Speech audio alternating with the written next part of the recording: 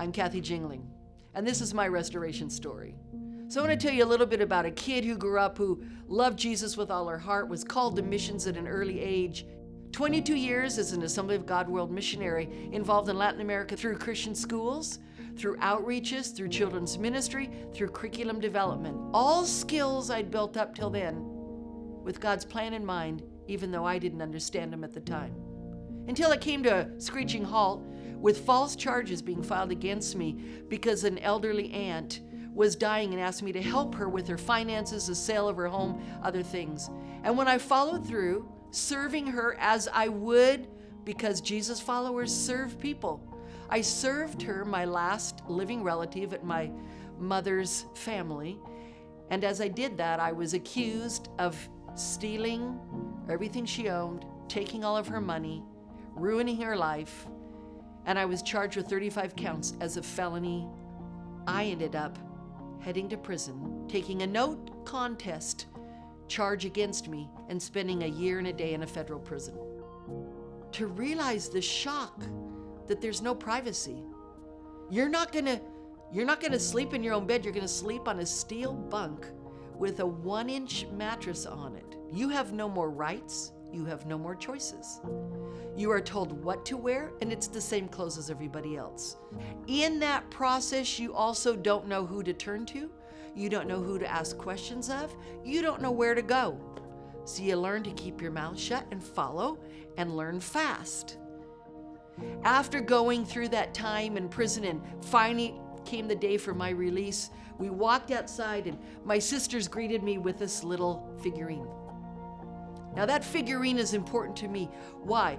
Because she's celebrating. You'd say, well, I'd celebrate too if I got out of prison, especially if I had been falsely accused. No, it means more than that to me. It means you start celebrating God's restoration process before it's complete. And so what would come next? A church without a pastor. Nearby, still in Eastern Washington, rural country place called Quincy, Washington.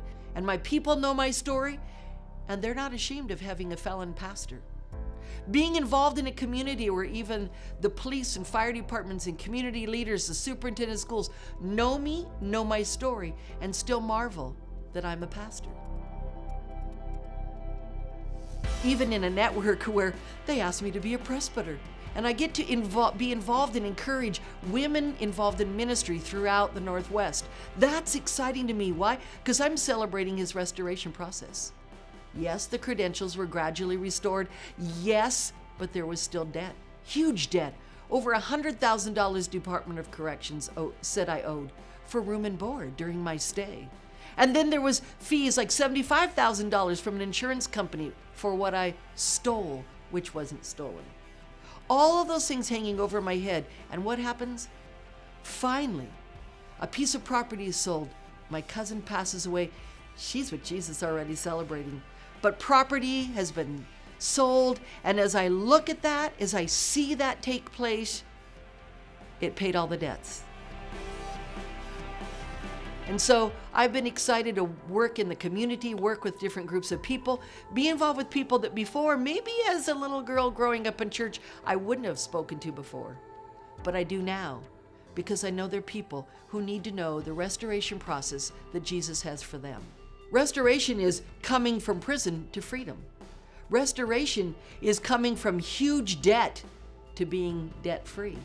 Restoration is coming from no ministry to credentials, a place of ministry, and a place of leadership in a network. What is restoration? An ongoing process by a God of love who restores us.